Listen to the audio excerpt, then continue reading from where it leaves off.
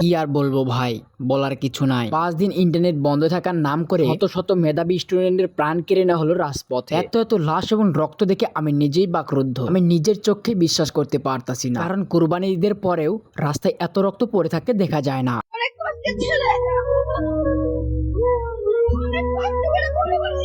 গত 5 দিন ইন্টারনেট বন্ধের নামে রাজপথে হত্যা করা হয়েছে শত শত মেধাবী স্টুডেন্টকে। আমি এবং আমরা সবাই এই হত্যাকাণ্ডের তীব্র নিন্দা জানাই।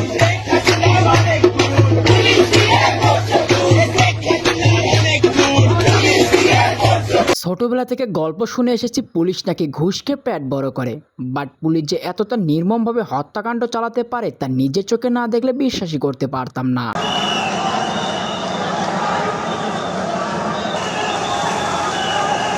এত মিছিল, এত আন্দোলন, এত তাদারক্ত রাজপথে ঢেলে আন্দোলন করে গিয়েছে আমাদের ছাত্র ভাইরা। এটা কি শুধু তাদের জন্য নাকি আমাদের সবার জন্য?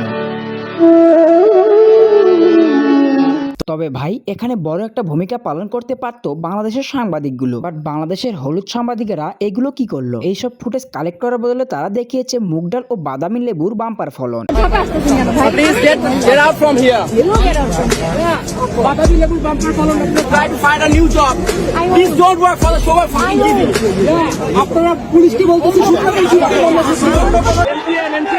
আপনাদের বলছি ভাই, একটা ফুটেজ যদি মিস যায় আপনাদের পেজ কোথায় দিয়ে দেওয়া লাগে আমরা যাইনি। 18 লক্ষ পেজ আমরা কেউ নাই করে দিচ্ছি, এবারও পারবো আমরা পেজ করতে। আপনারা কে কিসের মিডিয়া? আপনারা লাইভ ছিলেন? লাইভ বলেন, লাইভ আপনাদেরও লাইভে নাই। আপনারা কাট করে ওনাদের বাচ্চাকে দেখাবে। তবে ভিন্ন চিত্র দেখেছে বিদেশি মিডিয়াগুলো। লাইভে নিউজ পড়তে এসে এত এত হত্যাকাণ্ড দেখার পরে তারা চোখের জল পর্যন্ত ফেলেছে।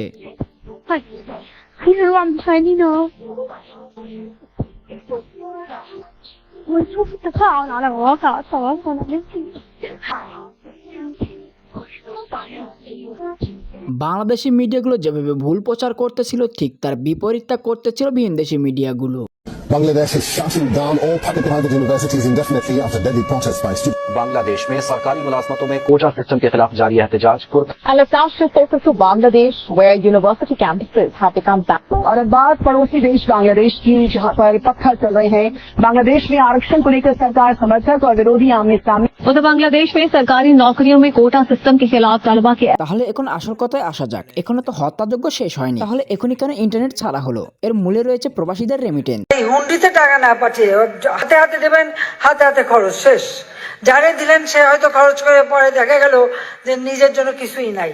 অনেকেই তো ফিরে যে এরকম বিপদেও পড়ে। আমার এরকম তো ঘটনা ঘটে। সেই ঘটনা যাতে না ঘটে তার জন্য সবাইকে সতর্ক হওয়ার জন্য আমি আহ্বান জানাই। একটা কথা বুঝলাম না ভাই, প্রবাসীদের টাকা তারা সঞ্চয় করবে নাকি খরচ করবে সেটা নিয়ে তারা তো মাথা ব্যথা কেন? আমাদের প্রবাসী ভাই বোনদেরকে অনুরোধ করব, তারা রেমিটেন্সটা পাঠাবে।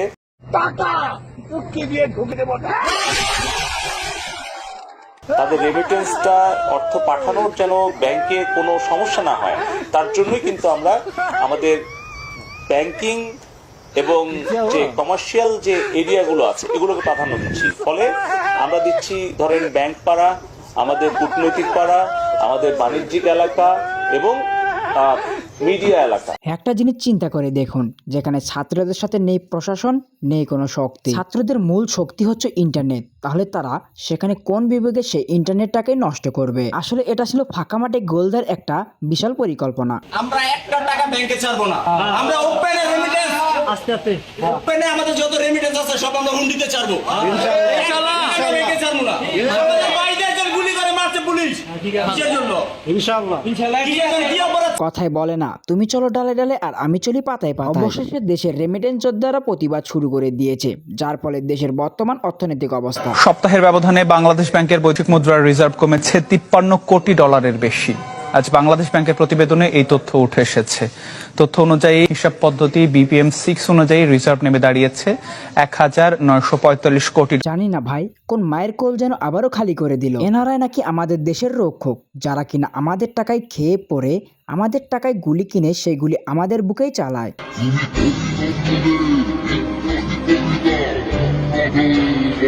ভাই রে ভাই, একজন মায়ের সন্তান হারানোর বেদনা শুধুমাত্র সেই বুঝবে। আপনার আমার এটা বোঝার মতো ক্ষমতা এখনো হয় না। অনেক কষ্ট করে আমার ছেলের বড় করছি আমি।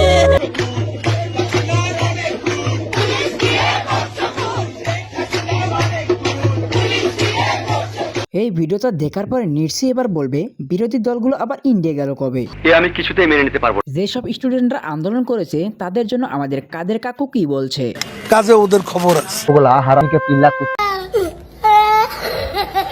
আবার এইদিকে প্রবাসীরা রেমিটেন্স পাঠাচ্ছে না এটা শুনে কাদের কাকু তো হালকা করে মন খারাপ করেছে, যেটা তার কথা শুনলেই বোঝা যাচ্ছে। ভালো তারা বেঁচে থাক, এখন এইটুক ভেবে একটু সান্ত্বনা পাক না, একটু স্বস্তি তো দরকার। যদি বলে যে আমাকে চায় না, আমি কোনো থাকবো না। এবং এটা ঠিক, দীর্ঘদিন হয়ে গেছে, অবশ্যই আমি চাই নতুন নেতৃত্ব আসুক। এখন বিদায় নেওয়ার জন্য আমি ভাই রে ভাই, যাদের মুখে থাকে এক কথা আর মনে থাকে অন্য কথা, তাদেরকে ইসলামী ভাষায় কি বলা হয়? যারা জানেন অবশ্যই কমেন্ট বক্সে জানিয়ে যাবেন। কিছু মনে করবেন না, আপনি বেশি কথা বলেন। বন্ধুরা, এটা হচ্ছে আমাদের দেশের বর্তমান অবস্থা, যে দেশের প্রধানমন্ত্রীর কাছে শত শত লাশের চাইতেও কাছের টুকরোর মূল্য বেশি। ছাত্রলীগের অপকর্ম ঢাকার জন্য এখন আমাদের মন্ত্রীমশাই কি বলছেন? ছাত্রলীগ কিন্তু আওয়ামী লীগের অঙ্গ সংগঠন না। সম্পর্ক বদলে গেল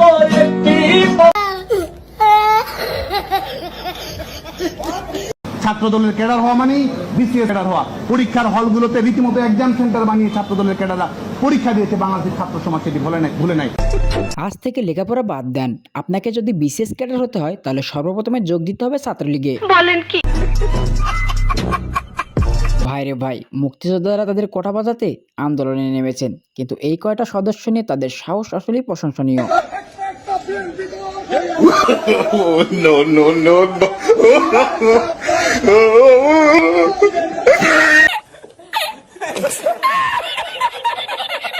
অনেক ভাইরা এসে বলবে এখানে তো ছাত্রলীগের কোনো দোষ নেই, তাদের জন্য এই ভিডিওটি। দাদা বলছেন ছাত্রলীগ হামলা করে না, এই ছবিগুলো আপনি দেখেন কি বিভৎস চিত্র যদি দেখা যায়, প্রত্যেকটা ছবি আমি দেখি, আপনি দেখবেন না আপনারা, কারণ অন্ধ হলেই তো দেখাইতে পাচ্ছেন না। দেশের আইন আদালত সব এদের হাতে, আপনারা দিয়ে দিয়েছেন, সোপর্দ করেছেন। এটাই হলো স্বাধীন রাষ্ট্র মুক্তিযুদ্ধের চেতনা।